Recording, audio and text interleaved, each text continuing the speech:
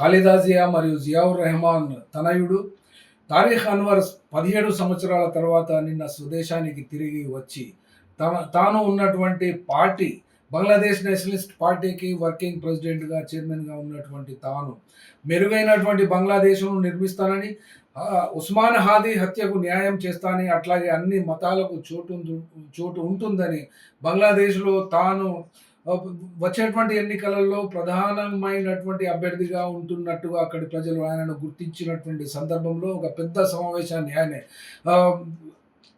Address చేశారు. Address చేసి ఈ వ్యాఖ్యానాలు చేసినట్టుగా వచ్చినటువంటి వార్తల నేపథ్యంలో భారతదేశం తన యొక్క పాత్ర బంగ్లాదేశ్లో పోషిస్తున్నది. ఇప్పటి వరకు షేక్ హసీనాను భారతదేశంలో ఇప్పటికీ ఆశ్రయం ఇస్తున్నందు వలన ఈ రెండు దేశాల మధ్య గ్యాప్ పెరిగిపోతున్నది. అట్లాగే నిన్న కూడా 2 రోజుల క్రితం కూడా అక్కడ జరిగినటువంటి మాబ్ లించింగ్ కేసు కాకుండానే మరొక కేసు కూడా జరిగినది. అట్లాగే ఇండియాలో కూడా కేసు జరిగింది ఇటువంటిదే మాబ్ లించింగ్. కాబట్టి అక్కడ హిందువులను హత్య చేస్తున్నారు, ఇక్కడ ముస్లింను హత్య చేశారు. కాబట్టి ఈ 2 దేశాలు పక్క పక్కనే ఉన్నవి. కాబట్టి ఈ 2 దేశాల మధ్య పెరుగుతున్నటువంటి గ్యాప్ను ఇతర దేశాలు ఖచ్చితంగానే క్యాష్ చేసుకుంటున్నట్టుగా ఉన్నటువంటి వార్తలు మొన్ననే మనము మన యొక్క ఛానల్లో చెప్పడం జరిగింది. కాబట్టి ఇప్పటికీ కూడా అక్కడ తీవ్రంగా జరుగుతున్నటువంటి ఫాస్ట్గా వస్తున్నటువంటి పరిణామాల నేపథ్యంలో భారతదేశం ఓపెన్గా డిప్లొమాటిక్ టైస్ కూడా సివియర్ అవుతున్నటువంటి ఈ నేపథ్యంలో ఏ చర్య తీసుకుంటుంది డిప్లొమాటిక్ ఛానల్ 2 ద్వారా